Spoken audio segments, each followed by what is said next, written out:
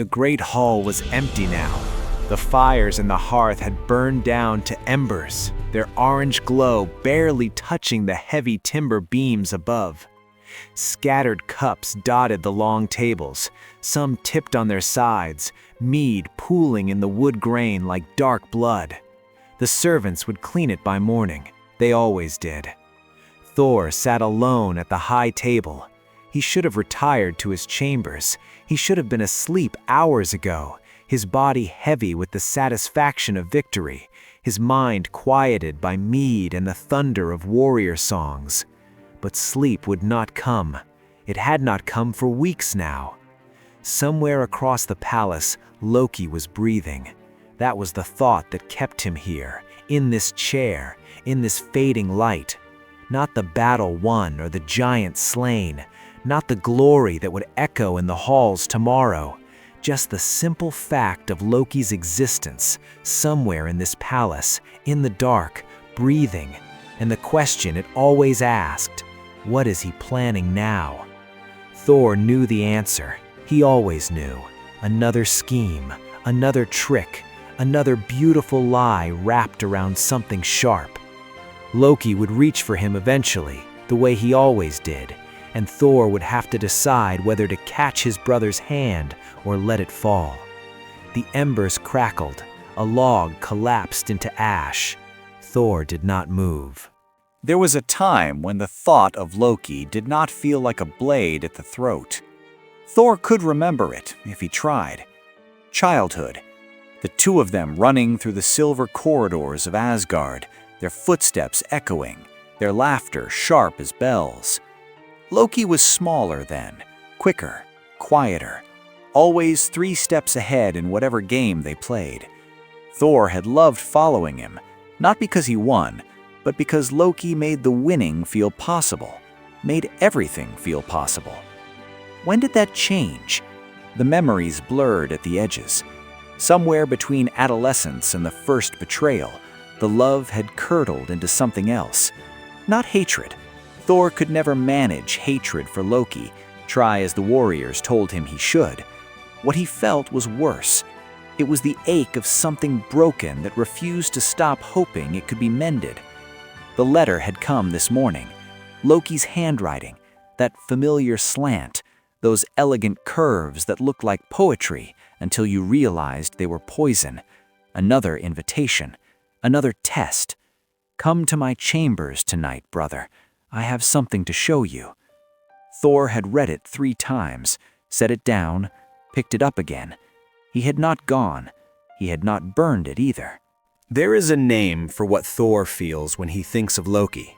It is older than Asgard, older than the 9 realms, older than the first thunder that ever cracked across the sky. It is the wound that forms when the first person you ever loved becomes the one who teaches you that love is not enough. In psychology, we call this an attachment wound. Thor and Loki were bound before they had words for what binding meant. They were children together, princes together, the only 2 souls in all the cosmos who understood what it was to grow up in the shadow of Odin, the golden sun and the frost sun, the warrior and the trickster, the one who was loved and the one who was tolerated. When your first connection is formed in that kind of inequality, you spend your whole life trying to recreate it. You look for people who challenge you the way Loki challenged Thor.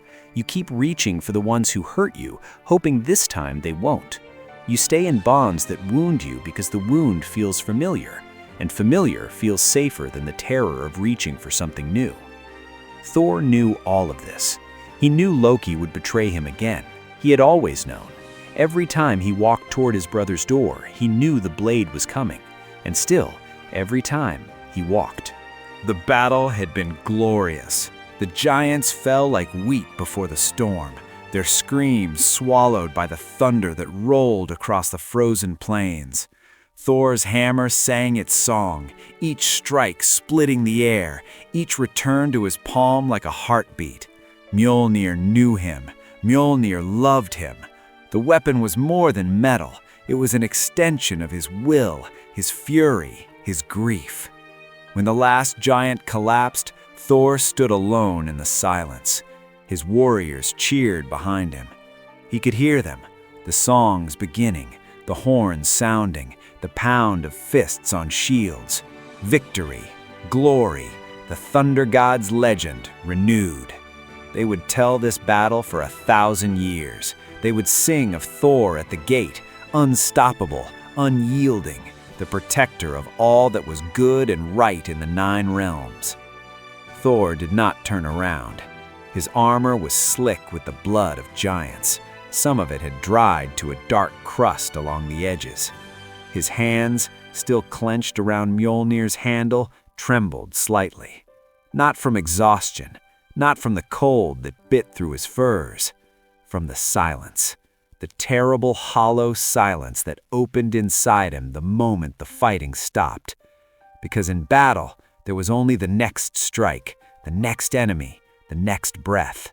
There was no room for the thoughts that lived in the quiet, no space for the questions he had learned not to ask. When did I last feel peace? When did I last feel anything but the weight of being Thor? Who would I be if I put down the hammer and never picked it up again? The warriors were still singing. Thor stood very still, and no one noticed that he was falling. The feast that night was magnificent. 3 long tables groaned under the weight of roasted meats, fresh bread, flagons of the finest mead.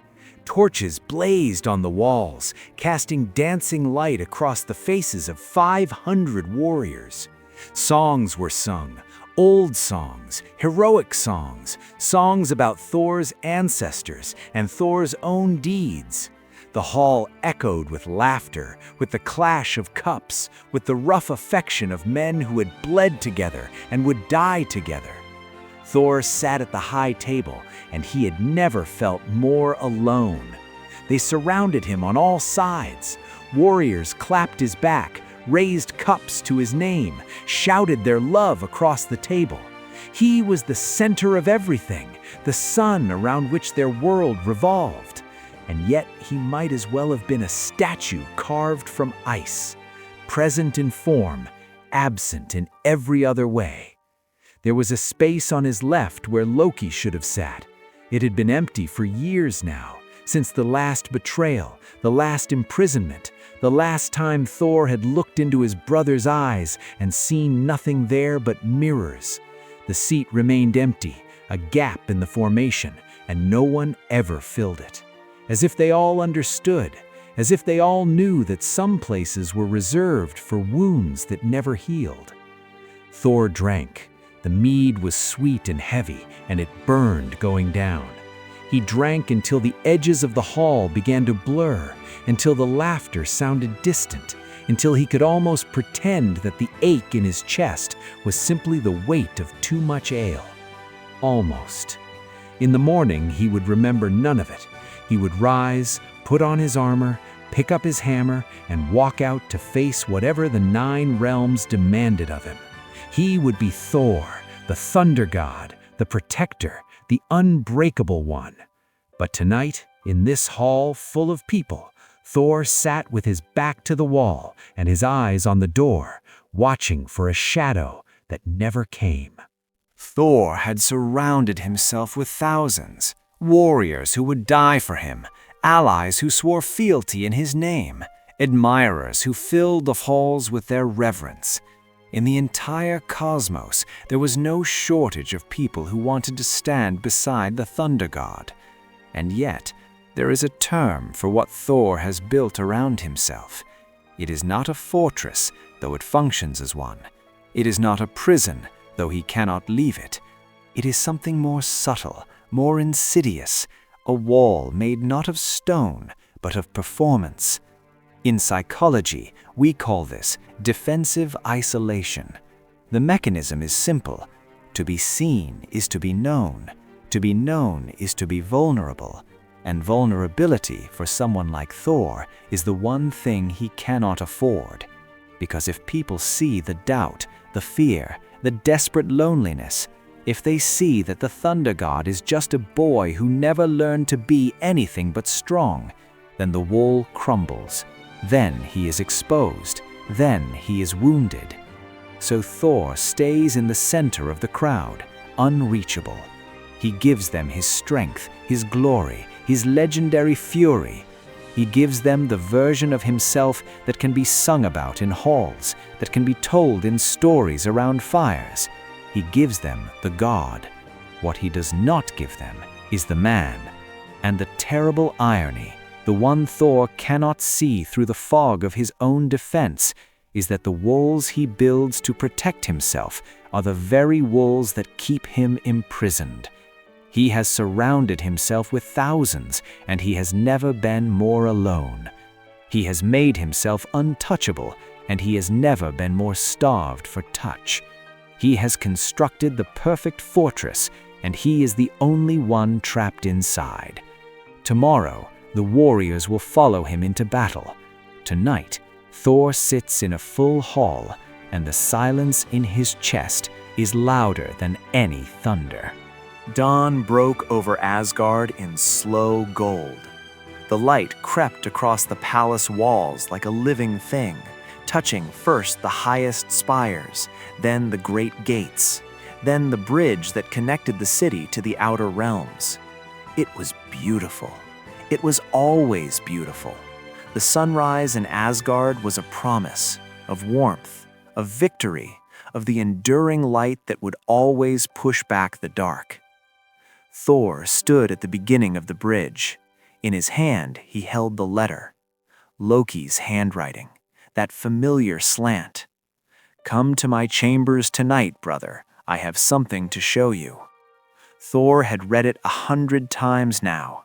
He had memorized the curves of every letter, the spaces between the words, the particular way Loki pressed harder on certain syllables, as if even his handwriting was a kind of trick.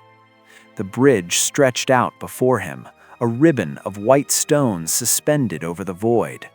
On the other side, the rest of Asgard, the training grounds, the armories, the world that needed Thor to be the thunder god, unceasing, unyielding, always ready. The palace, his chambers, the empty bed where no one had slept beside him in longer than he could remember. And somewhere in the palace, close, so close, Loki was waiting. Thor had stood here before. This was not the first time he had held one of Loki's letters, felt the paper like a blade between his fingers, weighed the impossible choice. There had been 100 doors, 100 invitations, 100 chances to walk toward his brother and be wounded again, and he had taken them all. Every single time, Thor had walked through that door.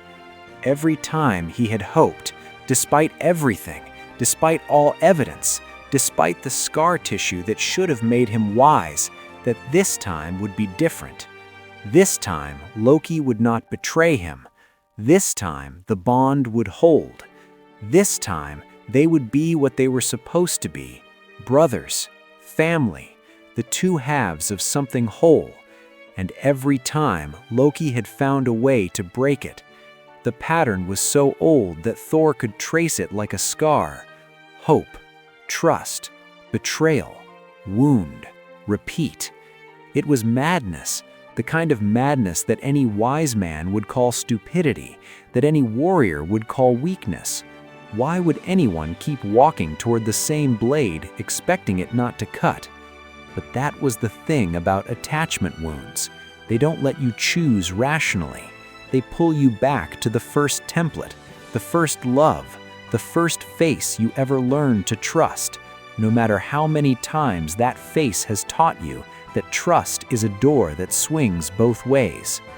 Thor looked at the letter. He looked at the bridge.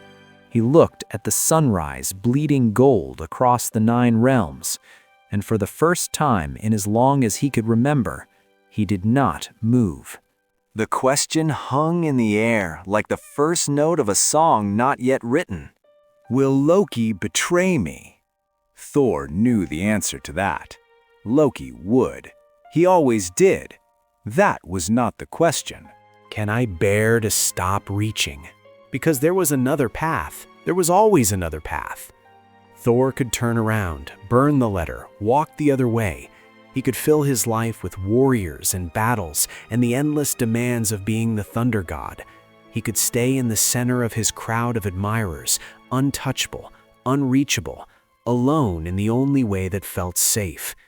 He could let go. But the terrible truth, the one that Thor had never spoken aloud, the one that lived in the silence between his heartbeats, was that Loki was the only one who had ever truly seen him. Not the god, not the legend, the boy underneath, the frightened prince who was never quite good enough, never quite strong enough, never quite the son Odin wanted. Loki had seen all of that, had held it in his clever hands, had weaponized it more times than Thor could count, and still, somehow, that seeing was the closest thing Thor had ever had to being known. The sun climbed higher. The golden light touched Thor's face, warm as a hand. Somewhere in the palace behind him, a door opened. Somewhere in the palace in front of him, the world continued to turn. Thor stood on the threshold. He did not move forward. He did not move back. The story does not resolve. The listener is left standing with Thor at the bridge, wondering which way he will go. Perhaps Thor wonders too. Perhaps that is the only truth this story has ever offered. Not an answer, but a question. Not a wound that heals, but a wound that remains open. And the terrible human hope that it might, one day, finally close. The thunder rumbled in the distance, and Thor stood still.